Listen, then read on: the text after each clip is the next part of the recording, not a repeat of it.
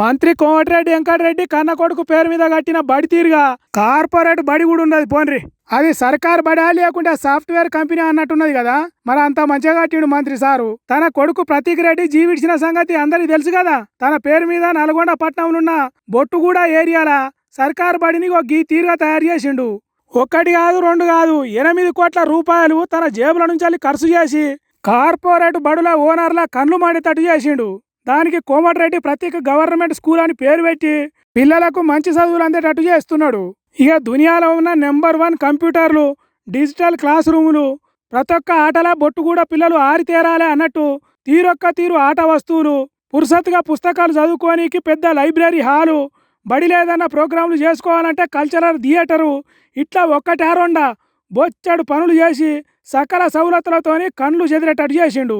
మంచిగానే ఉన్నది కానీ నల్గొండ జిల్లాలో ఉన్న కడమ సర్కార్ బడుల పరిస్థితి ఏంది? తెలంగాణ రాష్ట్రంలో ఉన్న బడుల పరిస్థితి ఎట్లా? బాత్రూమ్లు లేక, కూసునే బల్లలు లేక, సరిపోను చదువు చెప్పే పంతులు లేక, కొన్ని దిక్కులల్లో పిల్లలు సర్కారు బడిలో చేరక అధ్వానంగా మారినాయి సర్కారు బడులు.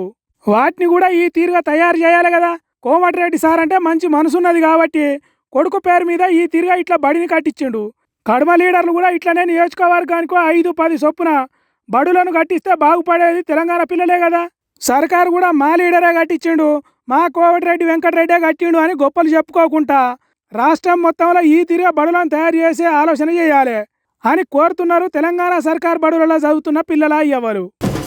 పొద్దుగానే ఈ ఘోరమైన వార్త ఇంటామనుకోలేదు. పాపం మహారాష్ట్ర ఉప ముఖ్యమంత్రి అజిత్ పవార్ ప్రయాణం చేస్తున్న విమానం గాలిలో నుంచి కూలి పేలిందట.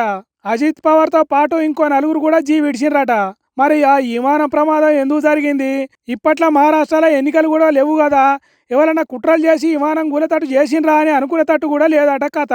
గాలిలో ఉన్నప్పుడే విమానంలో ఏదో తక్లీఫ్ జరిగిందట. గాశారం మంచిగా లేకుంటే గోషే పాము అవుతుంది అన్నట్టు విమానం నడిపేటోళ్ళు ముందుగానే దాన్ని గుర్తించిండ్రట. ఎంత తిప్పలబడి విమానం కింది దింపాలని తనలాడినా కుదరలేదట.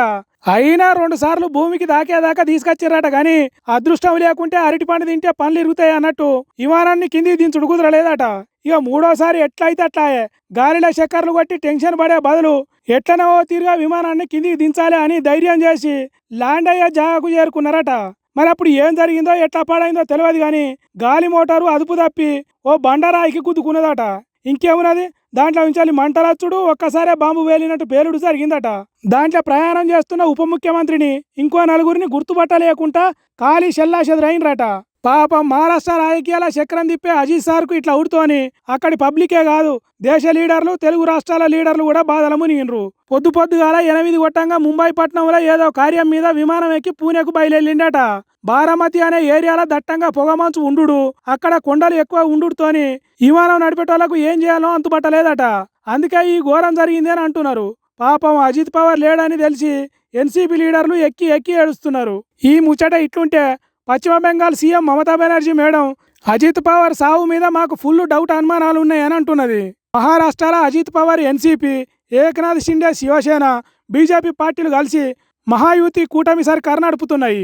అయితే మమతా బెనర్జీ మేడంకు 2 రోజుల కింద అజిత్ పవార్ కూటమి నుంచి బయటికి వస్తున్నాడనే ముచ్చట తెలిసిందట. అంతల్లా ఇట్లా జరిగే వరకు కొత్త అనుమానాలు వస్తున్నాయి. దీని మీద గట్టి ఎంక్వైరీ జరగాలి అని అడుగుతున్నది. మరి ఏం జరిగిందో మనకు తెలియదు కానీ మమతా బెనర్జీ మేడం ఇట్లా అంటున్నది. మరి బీజేపీ సర్కారు ఎంక్వైరీ చేస్తుందా లేకుంటే ఇదంతా ఉత్తదా అని కొట్టిపారేస్తుందా అనేది ముందు చూడాలి.